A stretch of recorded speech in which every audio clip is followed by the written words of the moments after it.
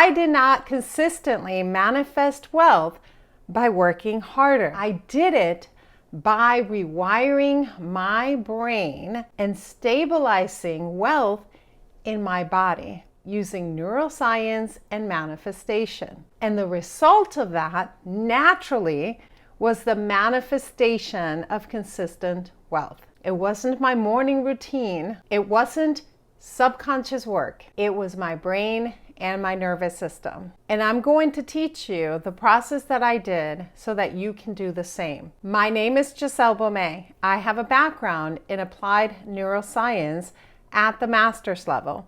And I get to work every single day with brilliant women entrepreneurs as I help them open up to abundance by removing the blocks that have been preventing it. I used to think that building wealth and building generational wealth meant hard work. It meant having the right strategy, the right marketing funnels, the right idea, the right offer. So I did all those things. I did all those things and then some. And I would only experience the peaks of the high and then the valleys of the low, lack of consistency, frustration, doubting myself, fears, lack of clarity. And it felt like it was happening for everybody else, but it wasn't happening for me. Literally, I was always at just enough, but not an overflow or a consistent overflow. And that's what I want to talk to you about today. Because the reason why that was happening, and if you find yourself in a similar reality, is because I was operating in survival mode. I did not recognize it because I did not feel that I was in that. Because literally at that same time, I was meditating.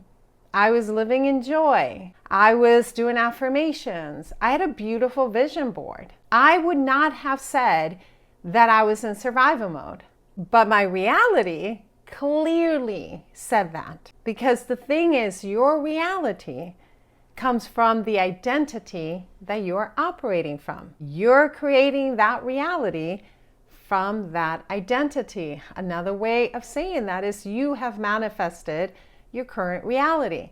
But when you put it in the terms of neuroscience, it's literally your current identity, which is created from your memories, your prefrontal cortex, and your nervous system. And it's creating that reality. So to be able to experience a different reality is going to require imprinting a new identity, leaving survival mode. When I finally understood that it was identity work, which was changing my brain, regulating my nervous system, then everything started to change. And I also stopped blaming everything else because I had been trying all the manifestation techniques. I had been listening to everybody on what it takes to manifest wealth, and it just wasn't working. So instead, I dove deep into neuroscience. Ended up in a master's program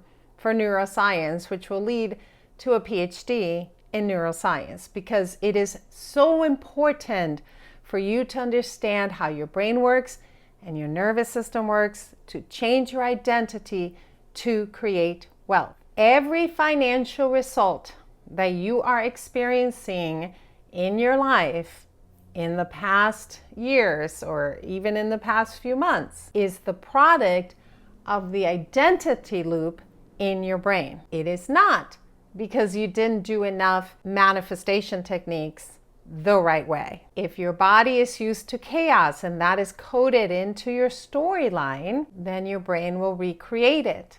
And that might look like self-sabotaging, something that might have been very successful. If your nervous system learned that rest is danger, again, it would have learned it from your memory, which is your storyline, then creating wealth with ease will be really uncomfortable. If your brain got coded through struggle is how we make money, through hard work is how we make money, then your brain will recreate it where you are always doing all the things to try to create wealth. So how do you change it? I'll tell you exactly what I did. Your brain will change through repetition, emotion, and safety. So I built daily practices around that. Breath work to regulate my body somatically, new language patterns that told my brain in multiple ways who I am now,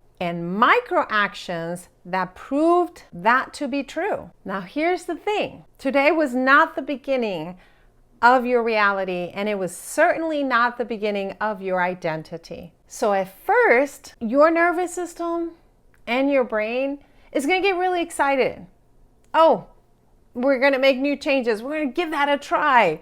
I'll try this for 21 days. You're like optimistic. What you're going to find is there's going to be resistance. And that's going to look like the justifications of why you can't do something.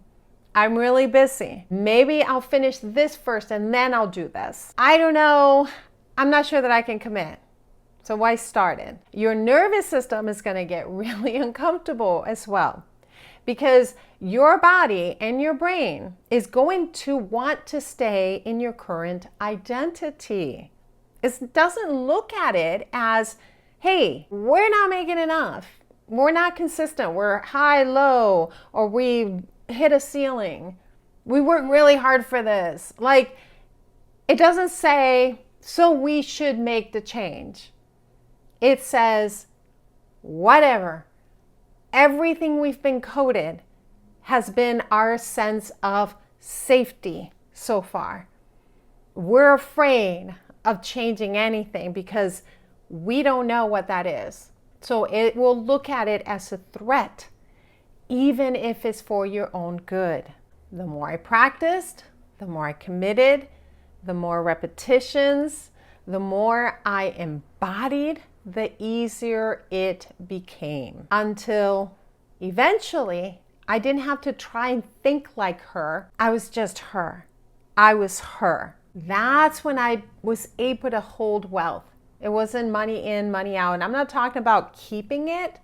I'm talking about compounding it, having surety of it, having confidence around it, understanding what money is and what it is not. And I did not experience anymore the money in, the money out, nor the income ceilings. I coded my nervous system for stability. I changed my identity. I changed my prefrontal cortex.